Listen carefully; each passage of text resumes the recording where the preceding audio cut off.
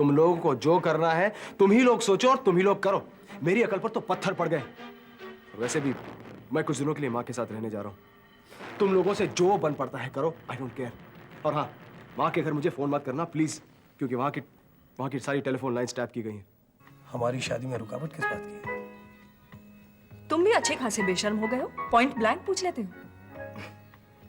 देखो, तरीके तो और भी हैं, लेकिन उन तरीकों के लिए तुम्हारे पास वक्त नहीं है। I'm sorry.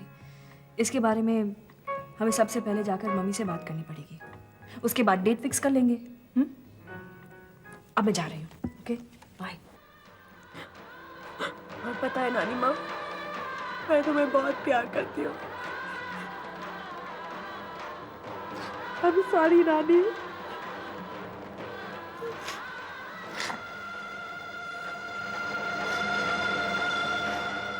अगर मुझे जरा से भी भनक आई कि मेरे बोलने के बावजूद तुम पुलिस के पास गए हो ना, तो बेटा मेरे पास सिर्फ दो रास्ते रह जाएंगे।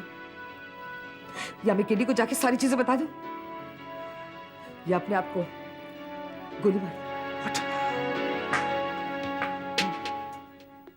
तुम यहाँ पलट कर वापस क्यों आए? नहीं आना चाहिए था वॉल्टर तुम्हें। तुम्हें भी वक्त की तरह आगे बढ़ना चाहिए था। कम से कम तुम कल मुझ पर ये इल्जाम तो नहीं लगाओगे कि मैंने तुम्हारी कामयाबी पर असर डाला। क्यों खामखा अपना कीमती वक्त मुझ पर बर्बाद कर रहे हो? कहाँ जा रही हो? मेरी तबीयत अचानक खराब सी हो गई है। बाय।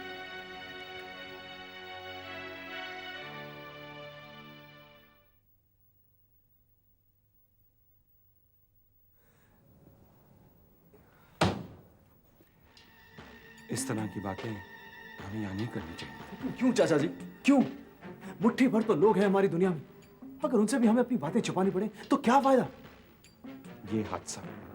ये हादसा सबके जज्बातों से ताल्लुक रखता है। हमें सभी की भावनाओं के बारे में सोचना पड़ेगा। सभी अपनी अपनी झेल रहे हैं। अरे आप और मैं भी तो झेल रहे हैं चाचा जी, लेकिन इसका मतलब ये तो नहीं है कि हम एक दूसरे पर आरोप लगाएं। अगर ऐसा होता है तो केडी का दबाव चौगुना हो जाएगा। एक बात तो है ऋषभ, सबसे ज्यादा गुजर रही है तो भाभी। मैं जानता हूं चाचा जी, और मैं उनकी परेशानी को समझता भी हूं, लेकिन फिर भी गलत बात को उठाकर सही तो मान लिया नहीं जा सकता ना। मैं ये कहां कह रहा हूं कि उनकी हर बात को सही मान लिया जाए। मैं सिर्फ ये कह रहा हूं कि बिना रिएक्ट किए उनकी बात सुन ली जाए। वो आजकल क्या कह रही हैं, क्या कर रही हैं, ये उनकी समझ में खुद नहीं है। She doesn't know what she is doing. उनसे बहस करना गलत है। तो आपको क्या लगता है हमें इस सिचुएशन में क्या करना चाहिए? वही जो हमने तय किया है। जिन लोगों ने हमें नुकसान पहुंचाने की कोशिश की है, हम उनसे इंतकाम जरूर लेंगे, लेकिन भाभी को इसकी खबर नहीं होनी चाहिए। उन्हें ऐसा महसूस होना चाहिए कि हम जो कर रहे हैं उनके कहने के मुताबिक ही।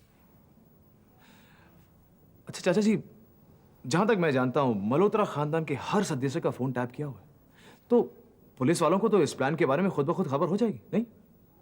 डेफिनेटली। लेकिन ऋषभ, मुझे डर सिर्फ एक बात का है। अगर केडी की बातें उनकी समझ में नहीं आई तो हम लोग ऐसा करते हैं कि पुलिस वालों को चौकन्ना कर देते हैं पहले से, एक बेनामी खत लिखकर, ताकि केडी के प्लान के बारे में वो लोग सब कुछ जान जाए। हाँ, I think you are absolutely right. सही रास्ता है ये ऋषभ। इससे क्या होगा कि भाभी की बात भी रह जाएगी, और दूसरा मोस्ट इंपॉर्टेंट, पुलिस वालों के सवाल जवाब से हम बच जाएंगे। और कहने को यह होगा कि हमने पुलिस को इन्फॉर्म नहीं किया। राइट चाचा जी।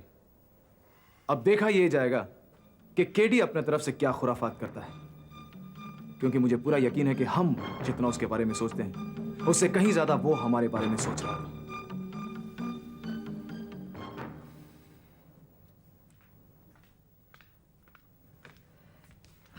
नमस्कार। नमस्ते बेटे। सॉरी तुम्हें इंतजार करना पड़ा। असल में स्वेतलाना तो घर पे है नहीं। नहीं, मैं स्वेतलाना से नहीं, आपसे मिलने आया हूँ। मुझसे? जी हाँ, एक पर्सनल बात करनी थी आपसे। कहो बेटे, क्या बात है? माँ जी, मैं स्वेतलाना से शादी करना चाहता हूँ। शादी? अरे तो ये तो तुम और स्वेतलाना तय करो।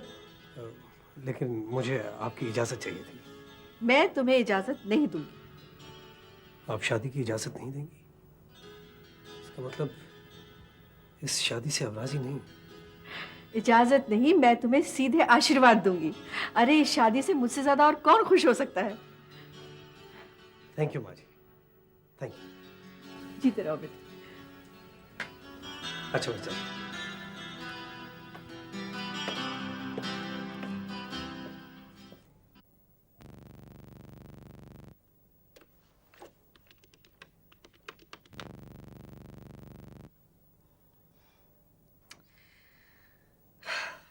लगता है रंजना देवी घर पर नहीं है।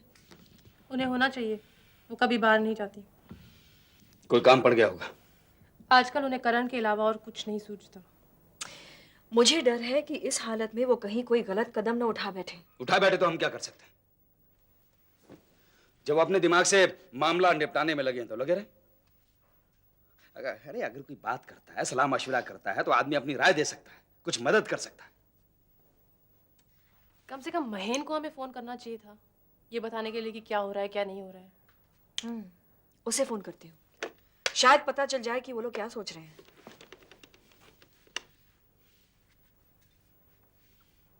हेलो महेन। हाँ बोलो सतलाना। महेन, मैंने ये जानने के लिए फोन किया है कि तुम लोग रैंसम के बारे में क्या सोच रहे हो। मैंने और ऋषभ ने 2 बातें तय की है। रैंसम हम लेकर जाएंगे, साथ ही साथ पुलिस को भी इन्फॉर्म करेंगे। लेकिन रैंसम कहाँ लेकर जाना है? वो अभी तक हमें बताया नहीं गया है। हमने उन्हें इतला दे दी है कि हम रैंसम लेकर आ रहे हैं। अच्छा महेन, ये हमें जरूर बताना कि केडी के पास तुम रैंसम लेकर कहाँ जा रहे हो। मेरे ख्याल से इस सब में पढ़ने की जरूरत नहीं है। इस वक्त रंजना भाभी को तुम्हारी जरूरत है। तुम लोग जाके उनकी देखभाल करो। देखो महेन, अगर तुम लोग हमें बता दोगे कि रैंसम के साथ तुम लोग कहाँ जा रहे हो तो हम। महेन साहब, मैं दिनेश शाह बोल रहा हूँ। देखिए, पुलिस के भरोसे पर आप इतनी बड़ी रकम और इतना बड़ा खतरा मोल ले रहे हैं, वो ठीक नहीं है। जबकि हमें केडी, उसके अमचो चमचों और ताऊजी को भी कब्जे में करना है।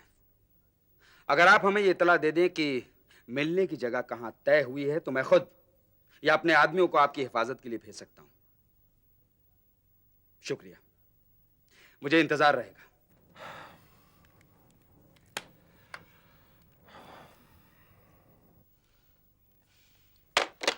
अच्छा दिनेश, हम दोनों रंजना देवी के घर जा रहे हैं। चलो Devika.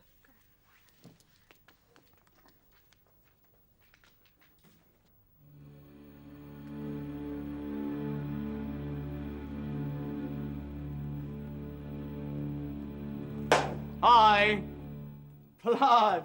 How are you? Very well. कैसे हो? How are you? Lovely. भाई, इतने महीने अमेरिका में रहे, लेकिन तुम्हारी झप्पी में अभी भी वो देसी बात है, हाँ? इतने महीने रहने के बाद भी यहाँ की हर याद ताजा, खासकर तुम्हारी और पूजा। और तुम दोनों हम पर बहुत एहसान कर रहे हो। पूजा और मैं, बबली, लगता है अमेरिका में रहकर तुम लोगों की भाषा में थोड़ा फर्क आ गया, थोड़ा असर पड़ गया। क्योंकि मैं और पूजा तुम्हारे लिए जो कर रहे हैं या जो कुछ भी किया है, उसे हमारे देश की किसी भी भाषा में ऐसा नहीं कहते। दोस्ती और प्यार कहते हैं। समझिए आप? ऋषभ, अगर बचपन में तुम जानते कि पगली लड़की बड़ी होकर तुम्हें इतना परेशान करने वाली है, तो हम श्योर तुम ना तो मुझसे दोस्ती करते ना इतना प्यार करते। ऋषभ, यहाँ तक कि मैं ये देश छोड़कर चली गई थी, लेकिन मैंने तुम्हारा पीछा कभी नहीं छोड़ा। ऋषभ, पहले तुम मेरे लिए इतना परेशान हुआ करते थे ना, और अब मैं तुम्हें अपनी नानी माँ की सेवा करवा दूँ। हाँ, ये आपकी बहुत बड़ी गलतफहमी है। वो नानी माँ सिर्फ आपकी नहीं, हमारी भी है। क्यों भाई? वैसे तुम लोग नानी से मिले? हाँ, लेकिन मुझे नहीं लगता कि भाभी, धनी ठीक हो जाएंगी बिल्कुल। हाँ, हेलो। हाँ है, एक मिनट। ये फोन। मेरा फोन यहाँ। हेलो। हाँ त्यागी, बोल। क्या बात है? हाँ, मैं आता हूँ, अभी आता हूँ। हाँ, वो त्यागी का फोन था, मुझे चलना है। मैं तुमसे मिलता हूँ। Okay, you take care. Take care Rishabh, thanks. See you again.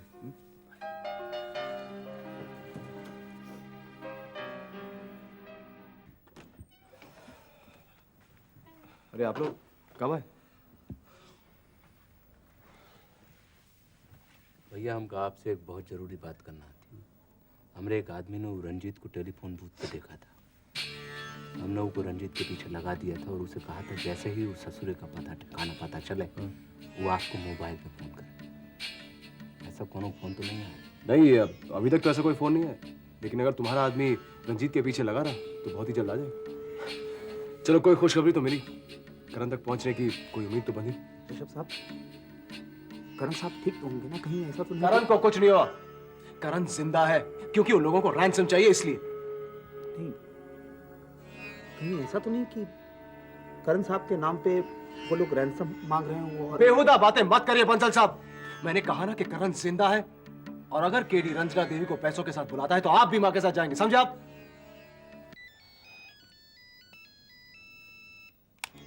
Hello? दूल्हे तो आप बनने से रहे। चलिए कम से कम बाराती बन जाइए। मैं मेधा बोल रही हूँ। मेधा, तुम भी कभी भी किसी भी वक्त कोई भी बात कह देती हो। वक्त और हालात से कोई ताल्लुक ही नहीं है तुम्हारा। ऋषभ, हर वक्त एक ही राग अच्छा नहीं लगता मेधा। मैंने तो रूबी की शादी में तुम्हें साथ चलने के लिए फोन किया था, लेकिन तुम्हारा गुस्सा 24 घंटे सातवें आसमान पर रहता है। मैं तैयार होकर जा रही हूँ, तुम्हें जब भी चलना हो आ जाना।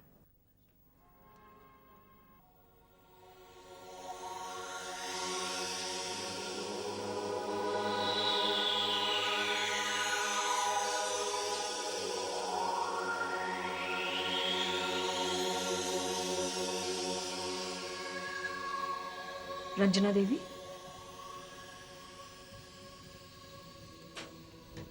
कौन? प्लीज लाइट बंद कर दो। आप यूं दिन में अंधेरा करके क्यों बैठी हैं? मुझे तुम्हारे सूरज की रोशनी से कोई दिलचस्पी नहीं है। हम आपको उजालों से ताल्लुक तोड़ने नहीं देंगी। तुम दोनों मुझे किस बात की सजा देने पे तुली हो? हाँ? हम आपके दिल में उम्मीद की गुंजाइश ढूंढ रहे हैं। बच्चा भी एक ही खिलौने से खेल खेल के थक जाता है। फिर मैं तो थोड़ी सी समझदार हूं। आप कितनी बड़ी नासमझी कर रही हैं कि आपको जल्दी पता चल जाएगा। मुझे नहीं लगता कि करण जल्दी से लौटेगा। मैंने उनकी सारी मांगे पूरी कर दी है, लेकिन फिर भी करण नहीं आया। प्लीज लाइट्स बंद कर दो। मुझे अकेले रहने की आदत डालनी होगी। प्लीज प्लीज जाओ। लाइट बंद कर दो प्लीज।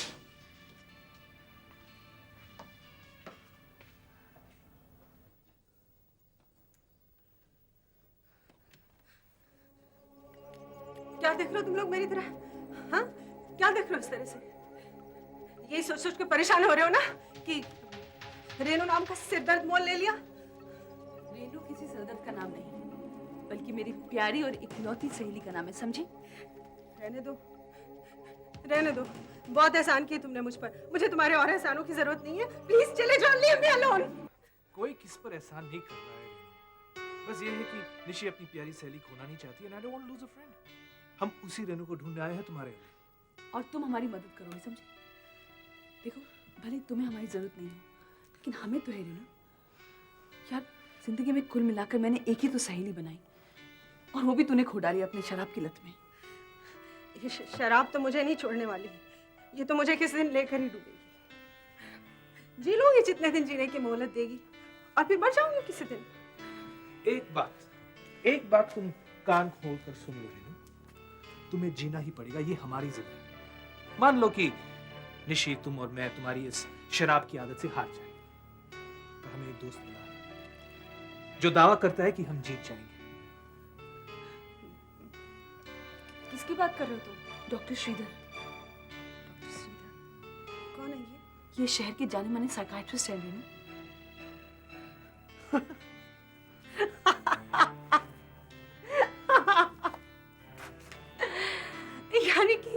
यानी कि रेनू पागल हो गई। अब उसको साइकियाट्रिस्ट के पास ले जाया जाएगा जो उसका दिमाग ठीक करेगा। हाँ? देखो रेनू, तुम्हारे दिमाग को कुछ नहीं। डॉक्टर श्रीधर हमारे साथ मिलकर तुम्हारी इस बीमारी से लड़े और उसे ये आदत छुड़ानी आती है। हर बुरी आदत या लत की वजह होती है दिमाग की कमजोरी, याद रखना। लेकिन लोग क्या कहेंगे? वो तो यही कहेंगे ना कि अब रेनू का दिमाग फिर गया है, वो साइकियाट्रिस्ट के पास जा रही है इलाज कराने के लिए। तुझे लोगों की फिक्र है या मेरी और राजीव की? अभी मुझे जिंदगी में बहुत से जंग लड़ने हैं, बहुत उतार चढ़ाव देखना है और मुझे तेरी जरूरत है रेनू। प्लीज मुझे मझधार में छोड़कर मत जा, मेरे लिए, for my sec, please. Come on Renu. ठीक है, तुम कहती हो तो मैं चली जाऊंगी डॉक्टर के पास, साइकियाट्रिस्ट का इलाज कराऊं। इतराज नहीं करूंगी।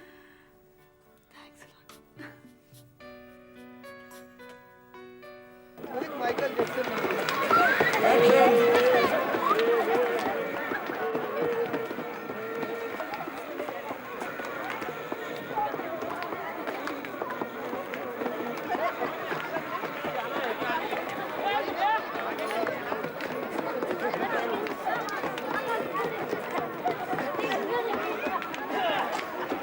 सब लोग कितने खुश हैं ना। सुनील कहाँ है? वो खाने का इंतजाम कर रहा है। ओह, लगता है ऋषभ भैया का इंतजार हो रहा है।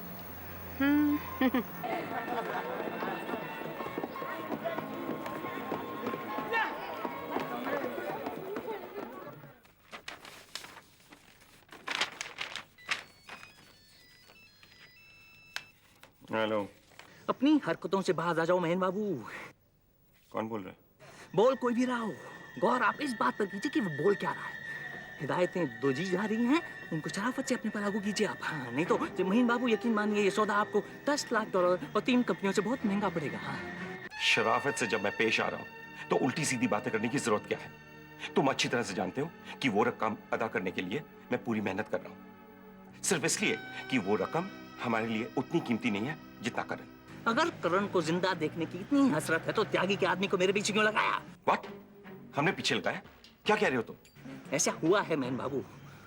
चलिए मान लेते हैं कि इसकी आपको खबर नहीं है, ये त्यागी की अपनी लेवल की होशियारी हो सकती है, लेकिन आप जानते हैं इसका नतीजा क्या हुआ? क्या? उसका मैंने खून कर डाला है। तुम लोग इतना वैशी हो कैसे सकते हो? हाउ? ये जताने के लिए कि अगर ऐसी कोई हरकत दोहराई गई तो करण का भी यही हाल होगा जो उस आदमी का हुआ है। हाँ। तुम अच्छी तरह से जानते हो कि वो रकम अदा करने के लिए मैं पूरी कोशिश कर रहा हूं। You know it. महेंद्र बाबू, आखिरी बार आपको 24 घंटे की मोहलत दी जाती है। ठीक है, कल तक सारे कागजात मेरे पास आ जाएंगे, तुम मुझे फोन कर लेना। ठीक है महेंद्र बाबू, कल मैं फिर फोन करूंगा, लेकिन इसके बाद कोई गारंटी नहीं है। मेरे फोन का इंतजार कीजिएगा आप। हाँ।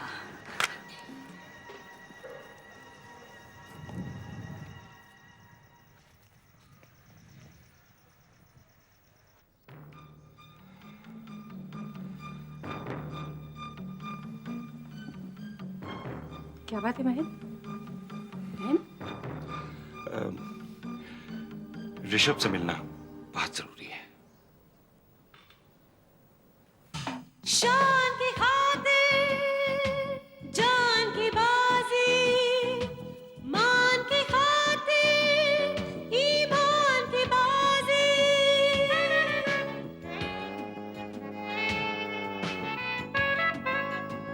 इंसान की खातिर भगवान की बाजी, अरमान की खातिर एहसान की बाजी।